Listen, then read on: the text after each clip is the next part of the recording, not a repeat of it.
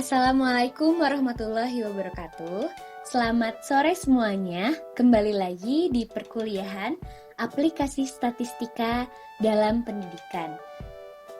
Kami dari kelompok 12 akan menjelaskan mengenai materi uji N-gain, N-change, dan effect size. Kami beranggotakan 4 orang. Yang pertama, Sumiati, NIM 1802161 yang akan menjelaskan mengenai materi uji N-gain. Kedua, Muhammad Fauzi Lazuardi, NIM 1804812 yang akan menjelaskan mengenai uji N-change.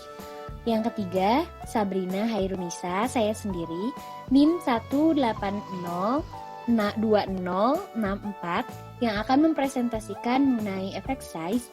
Dan yang keempat, Dendi Muhammad Fauzi, NIM 170656636 yang akan menjelaskan mengenai penggunaan SPSS untuk ketiga uji tersebut. Langsung saja pada materi yang akan disampaikan pertama oleh Sumiati. Baik, terima kasih moderator. Saya Sumiati akan menyampaikan materi mengenai uji N-gain. Normalized gain atau N-gain score adalah salah satu pengujian yang bertujuan untuk mengetahui efektivitas penggunaan suatu metode atau perlakuan tertentu dalam penelitian one group pre-test post-test design seperti eksperimen desain atau pre-eksperimental design maupun penelitian yang menggunakan uji kontrol seperti kuasi eksperimen atau true eksperimen. Menurut Sundayana pada tahun 2016, uji normalitas gain adalah sebuah uji yang biasa memberikan gambaran umum peningkatan skor hasil pembelajaran antara sebelum dan sesudah diterapkannya metode tersebut. Adapun langkah pengujian N-gain yaitu dilakukan dengan cara menghitung selisih antara nilai pretest dan nilai posttest, dan dirumuskan N-gain sama dengan skor posttest dikurangi skor pretest dibagi skor ideal dikurangi skor pretest. Nah, kategori nilai N-gain yaitu apabila G kurang dari 0,3 dikategorikan rendah, apabila G lebih besar sama dengan 0,3 sampai kurang dari sama dengan 0,7 dikategorikan sedang, dan apabila G lebih dari 0,7 dikategorikan tinggi. Selain itu, nilai N-gain ini dapat disajikan dalam bentuk persen dengan tafsiran sebagai berikut. Apabila nilai G kurang dari 40%, maka ditafsirkan tidak efektif. Apabila nilai G berada dalam rentang 40-55%, ditafsirkan kurang efektif. Apabila nilai G berada dalam rentang 56-75%, ditafsirkan cukup efektif. Dan apabila nilai G lebih dari 76%, maka ditafsirkan efektif.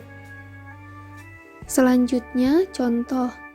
Berikut disajikan data yang diambil dari skripsi berjudul Penerapan Strategi Writing to Learn untuk meningkatkan kemampuan kognitif siswa SMA pada materi gelak lulus karya Iklimah Hikmawati.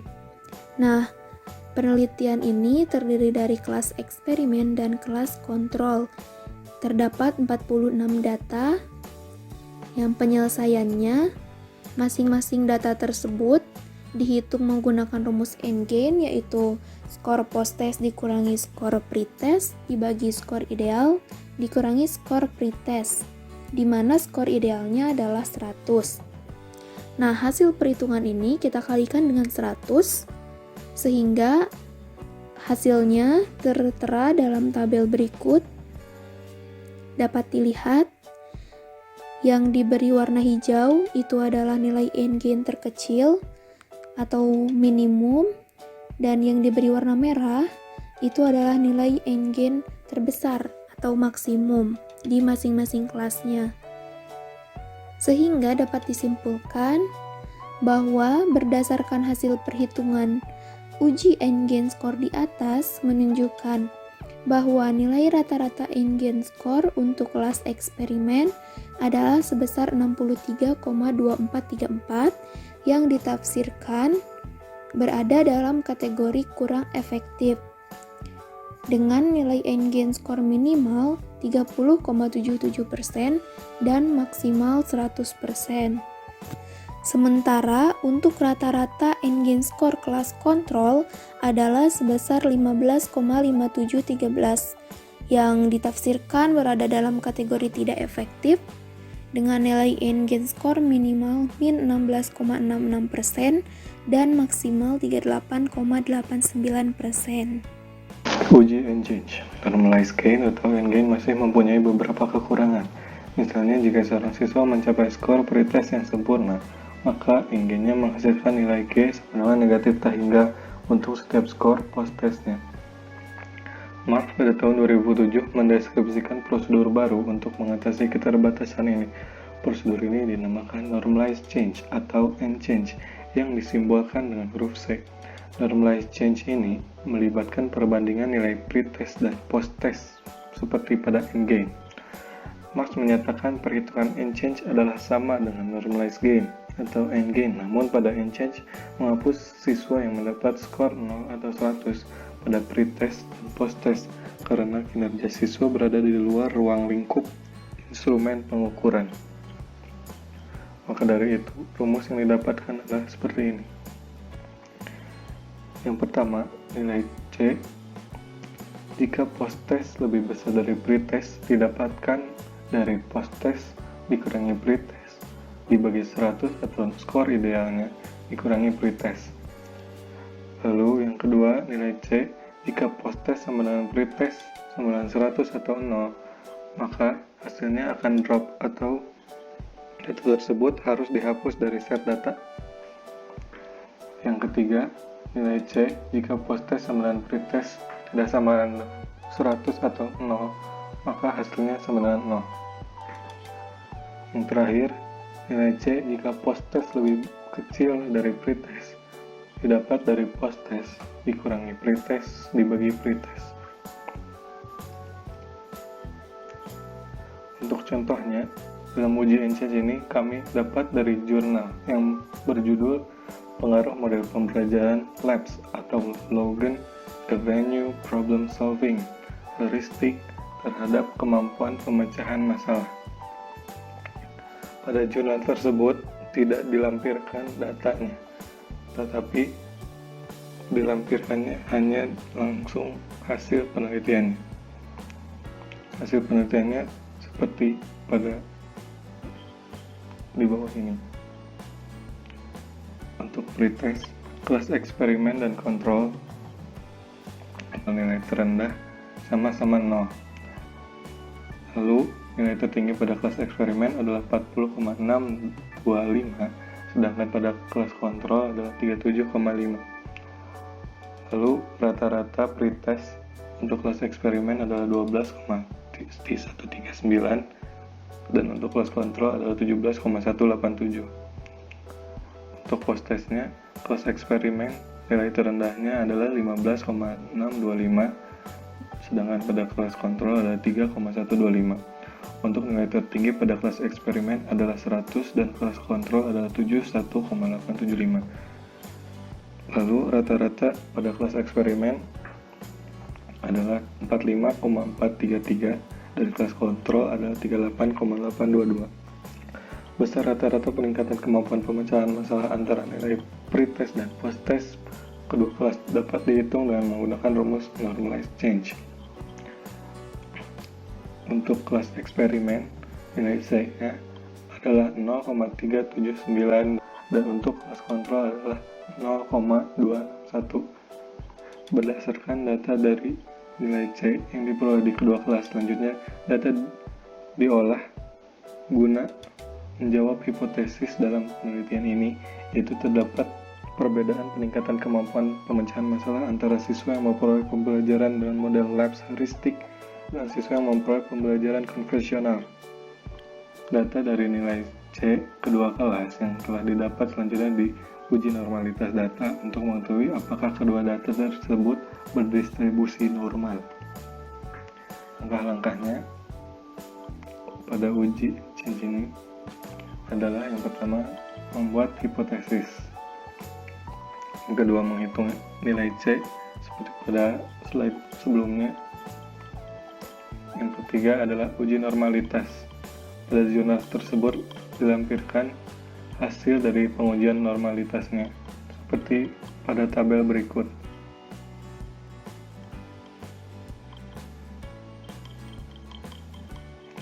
Lalu yang keempat ada uji homogenitas.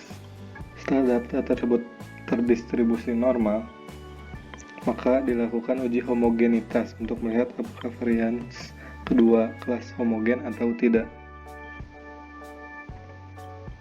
Karena varians kedua kelas tidak homogen, oleh karena itu pengujiannya dilanjutkan dengan menggunakan uji T-aksen. Adapun hipotesis statistik yang digunakan sebagai berikut. H0. Tidak terdapat perbedaan peningkatan kemampuan pemecahan masalah antara siswa yang memperoleh pembelajaran dengan model labs heuristik dan siswa yang memperoleh pembelajaran konvensional. Untuk H-nya terdapat perbedaan peningkatan kemampuan pemecahan masalah antara siswa yang memperoleh pembelajaran dengan model labs heuristik dengan siswa yang memperoleh pembelajaran konvensional. Dari jurnal tersebut, hasil perhitungan T-aksennya seperti pada tabel berikut.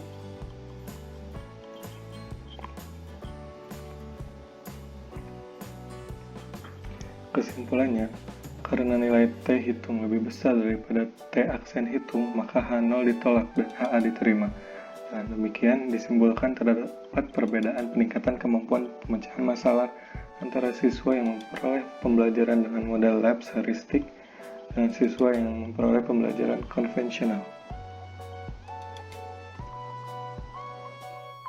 Selanjutnya, mengenai efek size akan dijelaskan oleh saya, Sabrina Hairunisa, NIM 1802064. Efek size. Apa sih efek size itu?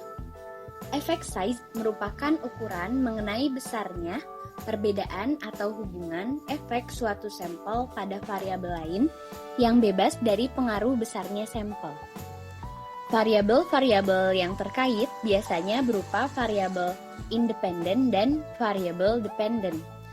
Efek size juga dapat dianggap sebagai ukuran mengenai kebermaknaan atau keefektifan hasil penelitian dalam tataran praktis. Nah, efek size ini juga digunakan untuk menentukan variabel yang diteliti lebih jauh. Ukuran tersebut dibutuhkan karena signifikansi statistik tidak memberikan informasi yang cukup berarti terkait dengan besarnya perbedaan korelasi. Namun, dalam efek size ini terdapat masalah yang terkait, yakni tidak adanya standar yang dapat digunakan untuk menilai besar kecilnya efek size ini. Efek size terdapat beberapa jenis. Yang pertama, Pearson R atau koefisien korelasi. Nah, untuk ini telah dijelaskan di materi sebelumnya. Korelasi Pearson sering dilambangkan dan diperkenalkan oleh Karl Pearson. Banyak digunakan sebagai efek size ketika data kuantitatif berpasangan tersedia. Pearson R ini dapat bervariasi dalam besarnya dari negatif 1 ke 1 dan negatif 1 menunjukkan hubungan linear negatif sempurna. 1 menunjukkan hubungan linear positif sempurna dan 0 menunjukkan tidak adanya hubungan linear antara dua variabel. Rumusnya sebagai berikut.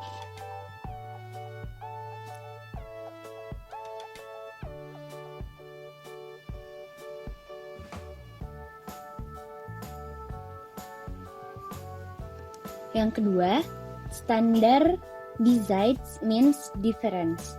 Digunakan ketika penelitiannya didasarkan pada rata-rata populasi dan standar deviasi. Rumusnya sebagai berikut.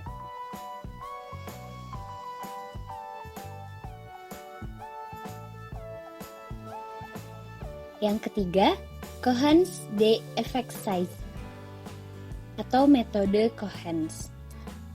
Terdapat dua jenis, yaitu one group dan two group. Yang one group ini terdiri dari satu kelompok. Nah, untuk metode Cohen's ini terdapat interpretasi effect size. Nah, biasanya kebanyakan dari penelitian menggunakan metode Cohen's karena telah ada patokan mengenai besar kecilnya effect size. Lalu untuk Cohen's-d yang two group sebagai berikut.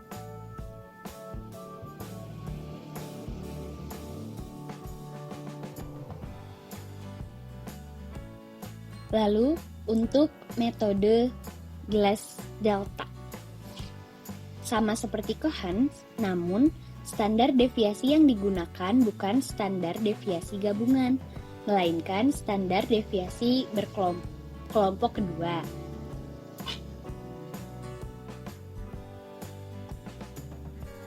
Rumusnya sebagai berikut.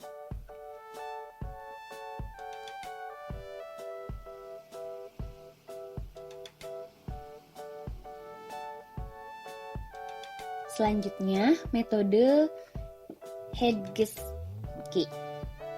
Jadi, G itu merupakan simbol dari effect size-nya ya. Metode ini merupakan modifikasi dari metode Cohen's. Rumusnya sebagai berikut. Nah, dalam metode ini terdapat pengecualian untuk sampel yang berukuran kecil kurang dari 50. Yakni G sama dengan rata-rata kelompok pertama dikurangi rata-rata kelompok kedua dibagi dengan standar deviasi dikali N-3 per N-2,25 dikali akar dari N/2 per N. Untuk selanjutnya, ada metode Cohen's.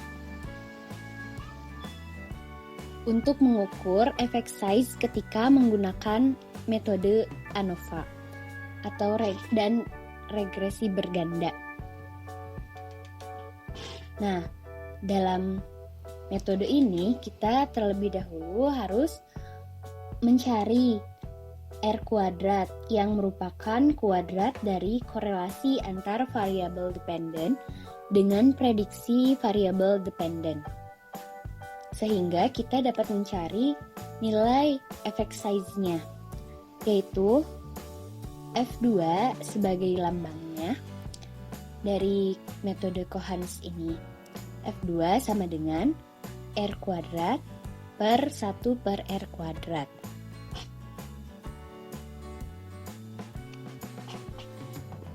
Nah, selanjutnya untuk langkah pengujian. Langkah pengujian ini merupakan langkah pengujian perhitungan manual. Yang pertama, tentukan data yang akan dianalisis. Yang kedua, cari rata masing-masing kelompok data. Yang ketiga, cari varians kedua kelompok data dengan rumus sebagai berikut.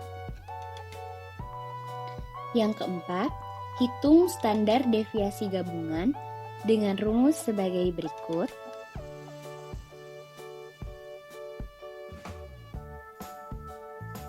Yang kelima, hitung effect size metode Cohen's-d dengan rumus sebagai berikut. Dan yang keenam, setelah mendapatkan nilai the effect size Lalu bandingkan dengan tabel klasifikasi efek size. Yang ketujuh, buatlah kesimpulan dari interpretasi ukuran efektivitas penelitian tersebut. Nah, yang kami gunakan untuk pengujian dengan metode Cohans D. Karena untuk metode ini merupakan metode yang paling sering digunakan karena Cohans telah membuat standar acuan mengenai besar kecilnya efek size.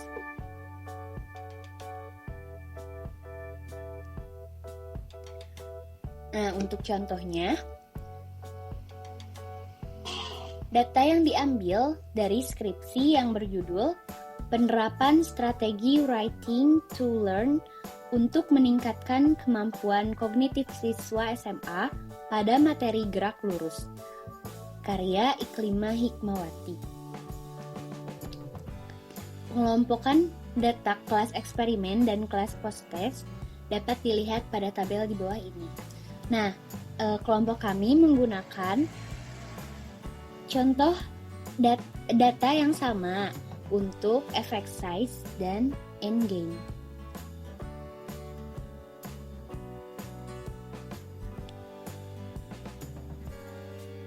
Nah, jadi kami dalam data ini kami sudah memiliki nilai gain-nya. Nah, hasil perhitungan Microsoft Word-nya sebagai berikut. Ini kami cari di Microsoft Excel, maaf yang tadi salah, untuk lebih mempermudah perhitungan manualnya. Nah, yang kami gunakan itu rata dari gain kedua kelompok tersebut. Jadi, rata di sini bukan rata mengenai post-test atau rata pre-test, tetapi kami menggunakan rata gain-nya.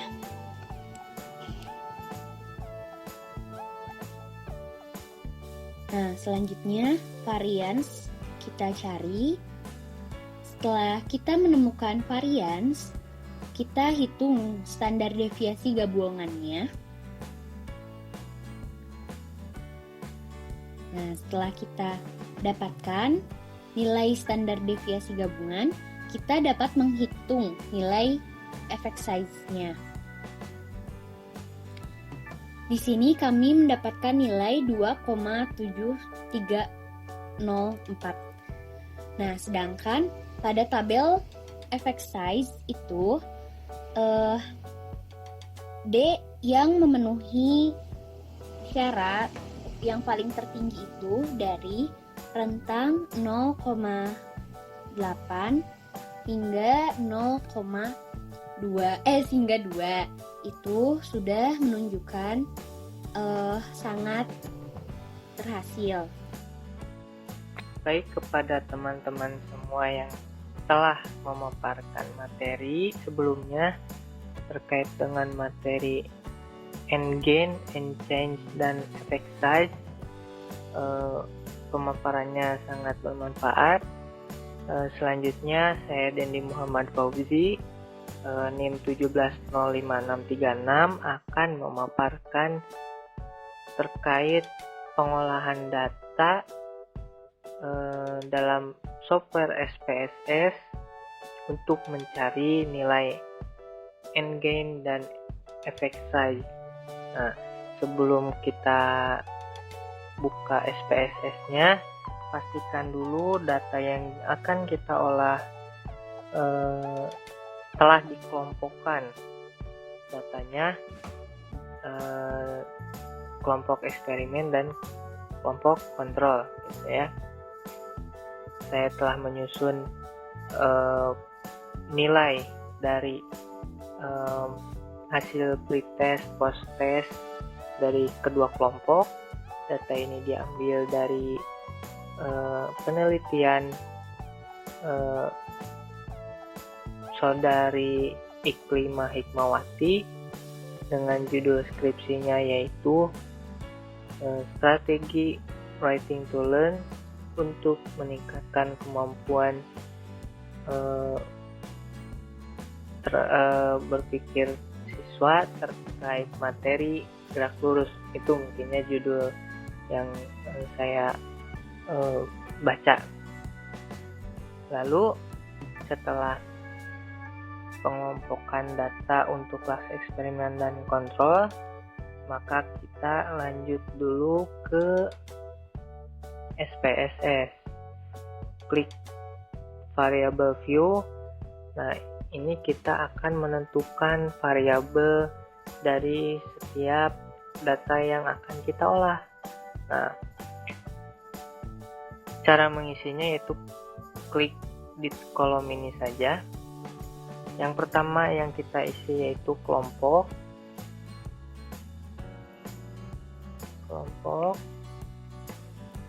lalu klik enter. Nah, nanti muncul beberapa di sini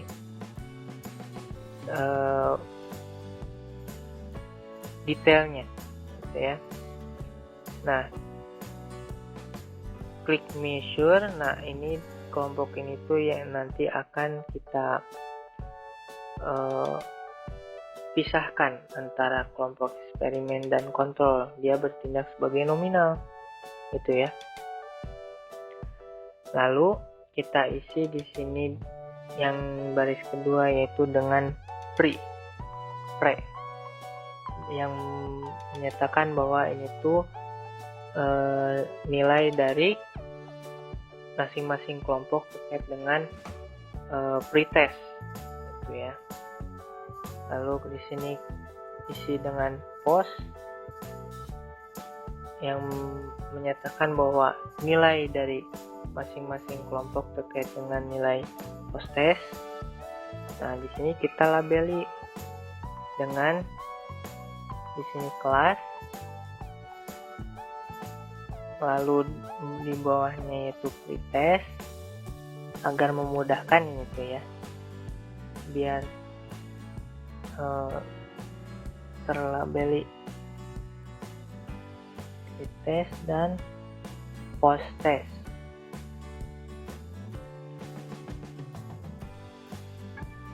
Oke, nah selanjutnya kita isi value dari kelompok. Tertera tabel value label, lalu kita isi dengan value-nya yaitu jika 1, maka di sini labelnya yaitu kelas eksperimen. Nah, klik add. Nah, di sini muncul bahwa nanti value untuk 1 itu merupakan kelas eksperimen. Selanjutnya klik ketikan 2, lalu di sini labeli dengan kelas kontrol.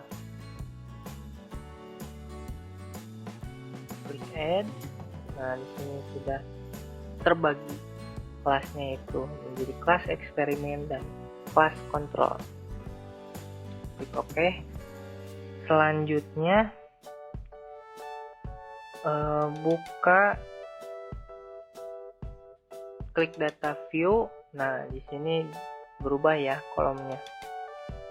Nah, sebelum kita mengisi nilai pretest dan posttestnya, pastikan dulu di sini kolom di sini tuh terisi dengan kode yang tadi, bahwa di sini tuh terdapat 46 data kelas eksperimen dan 46 data kelas kontrol. Berarti kita membuat kode sebanyak 46 kelas eksperimen dan kode nominal 2 dengan kelas kontrol. Kita isi 1 sebanyak data yang kita punya. Nah, kelas eksperimen itu terdapat 46 data.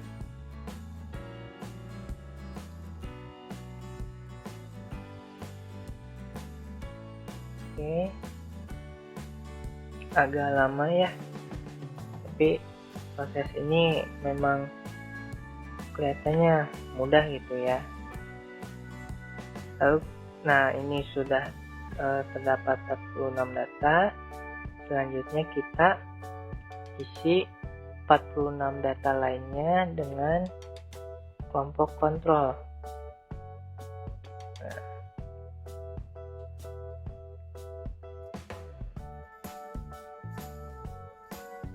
pastikan benar-benar 46 data ya. Jadi totalnya yaitu sebanyak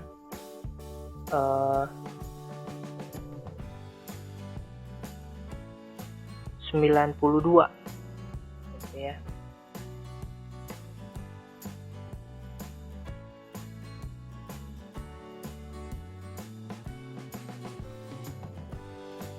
Nah, sudah terdapat total 92 data. Lalu kita masukkan nilai pretest dan posttest dari masing-masing kelas. Yang pertama kelas eksperimen dulu, sebanyak 46 data. Kopikan, lalu paste ke sini. Nah, ini kelas eksperimen. Oke, terjadi kendala.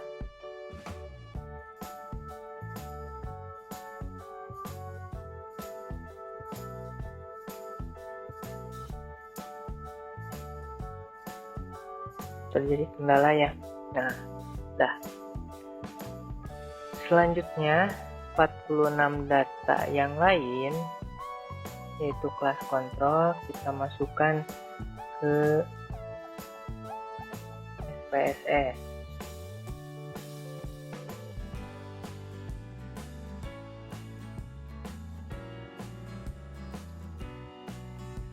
Oke. Nah, sudah tertera 92 data dari masing-masing kelompok. Nah, setelah itu kita akan menghitung selisih nilai. Ini permulaan ya. Jadi setelah kita masukkan data, oke, itu langkah-langkah memasukkan data untuk persiapan menganalisis N-gain dan N-change. Nah, selanjutnya kita akan menghitung dulu N-gain. Tahapannya yaitu kita akan menghitung selisih nilai pretest dan posttest pada kelas eksperimen, karena di rumusnya kan bahwa N-gain itu selisih antara nilai pretest dan posttest. Lalu per 100 dikurangi nilai pretest, gitu kan. Nah,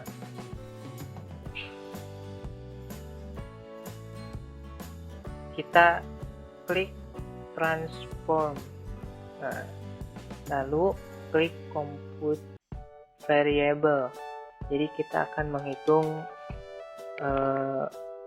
masing-masing data ini post dikurangi pre ya. Caranya yaitu dengan mengisi target variabelnya, kita isi dengan post underscore kurang. Ini sebenarnya sebagai label aja ya. Nah, perhitungan yang sebenarnya itu di sini. Kita masukkan, klik ini post test ya, lalu masukkan ke sini, lalu kita pilih operasi yang mau kita gunakan. Yang kita gunakan yaitu kurangi. Nah, karena post kurangi pre kan. Nah, perhitungannya seperti ini, lalu klik OK. Maka akan muncul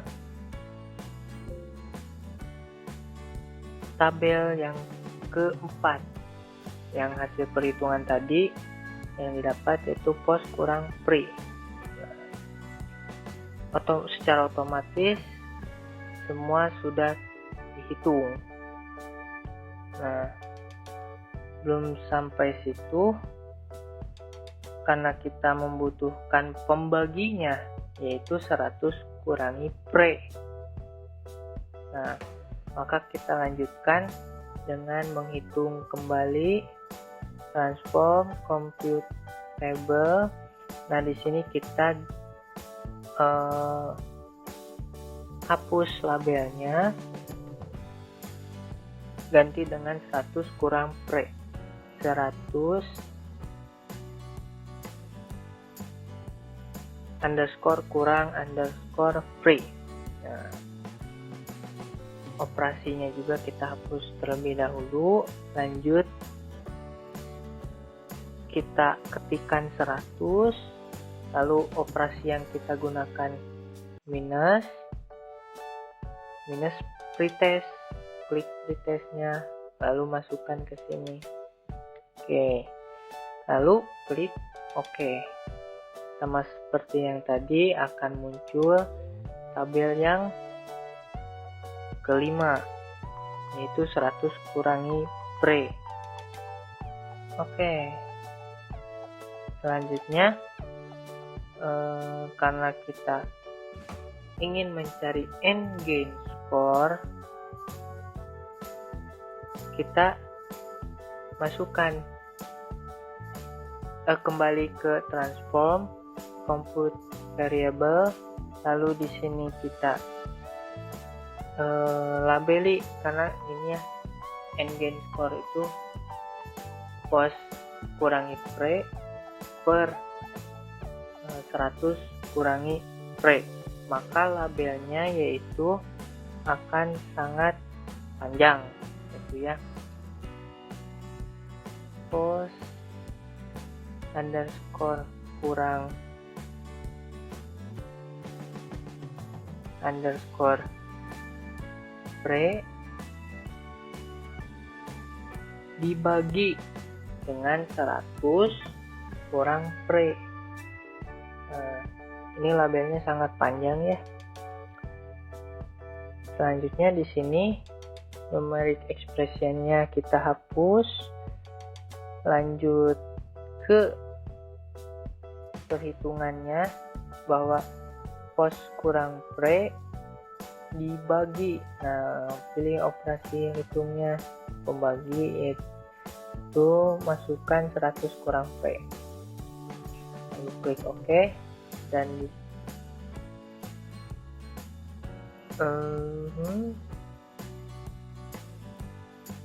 sepertinya ada kendala, tidak boleh ada spasi kayaknya. Klik OK. Variable name,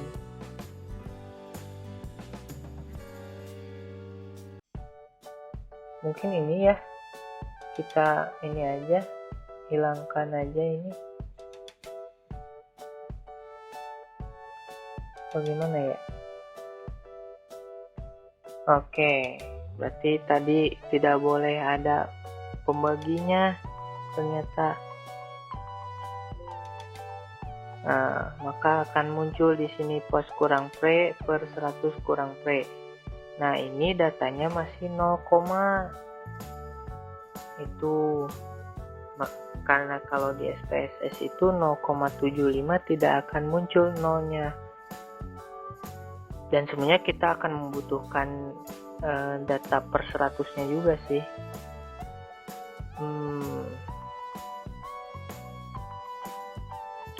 Oke, sepertinya kita ubah ininya saja ya. Labelnya aja jadi end gain score.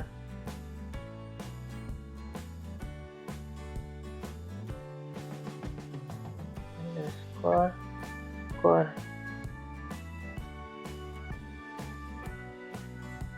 Oke. Jadi muncul. Kita hapus saja tabelnya. Nah, sama kayak yang tadi ya, cuman beda labelnya saja. Nah, agar datanya menjadi persen, maka kita gunakan operasi lagi. Transform, klik compute variable, lalu di sini hapus, ganti dengan nGain persen.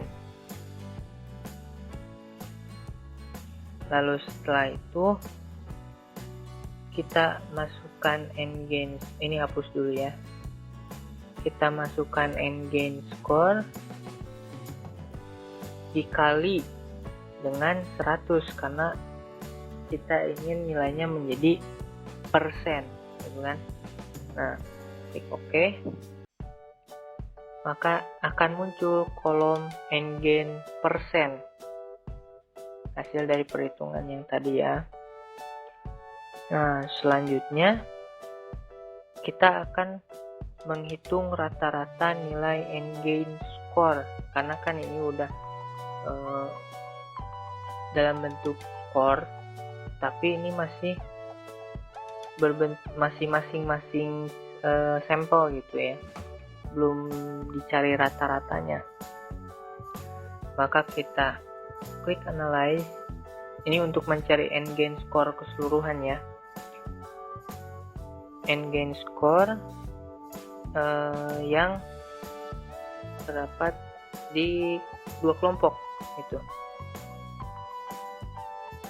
Klik analyze, descriptive statistik, lalu klik explore.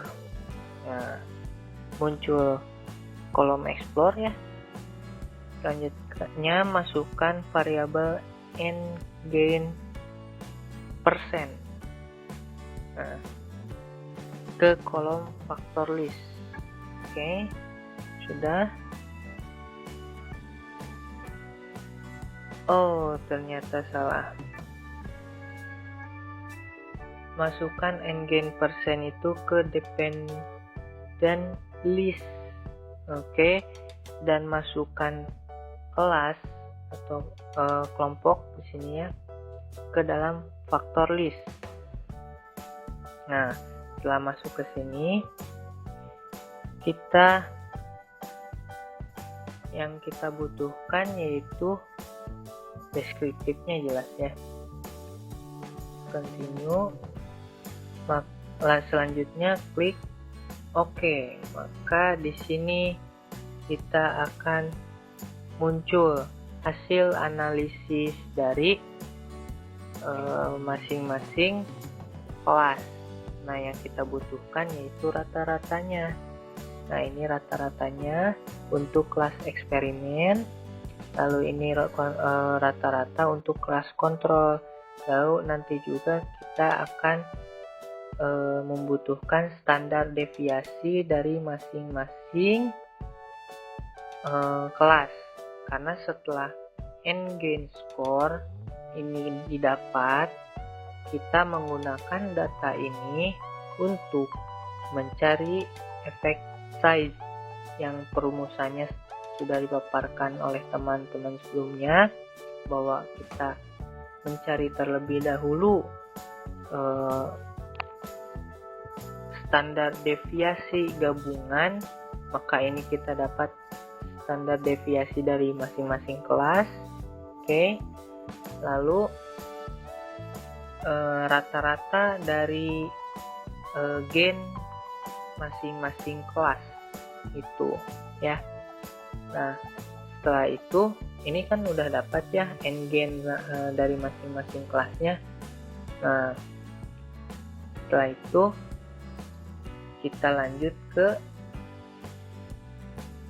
effect size. Nah, yang kita butuhkan yaitu rata-ratanya udah ada. Lalu di sini nGain-nya. Oh ya, standar deviasinya lupa ya, nggak dimasukin. Nah, ini masukin di sini harusnya. Nah, oh ternyata di sini standar deviasinya.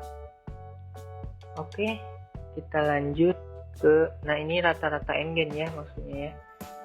Nah,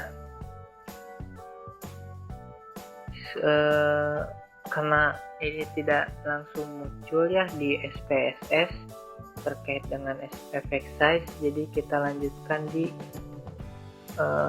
Excel untuk memudahkan.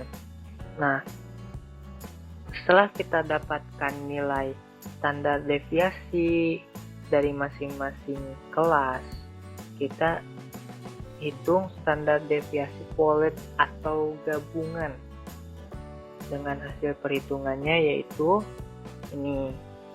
Nah, setelah itu kita dapat menghitung effect size dari dua rata-rata gain ini dengan perhitungannya seperti yang dipaparkan sebelumnya, yaitu rata-rata dari masing-masing kelas selisih dari rata-rata masing-masing kelas dibagi dengan standar deviasi gabungannya, dan didapat hasilnya yaitu 2,73043. Oke. Nah, sekian pemaparan terkait dengan pengolahan data untuk mencari end gain dan effect size. Saya kembalikan lagi ke moderator. Alhamdulillahirobbilalamin. Materi dari kelompok 12 ini telah selesai kami paparkan. Semoga dapat bermanfaat bagi kita semua. Maaf apabila masih banyak kekurangan. Terima kasih untuk pendengar yang telah setia hingga akhir. Terima kasih juga kepada rekan-rekan dan dosen pengampu kita yang telah memberikan kesempatan untuk kita memaparkan materi ini. Terima kasih untuk semuanya. Wabillahi taufiq wal hidayah.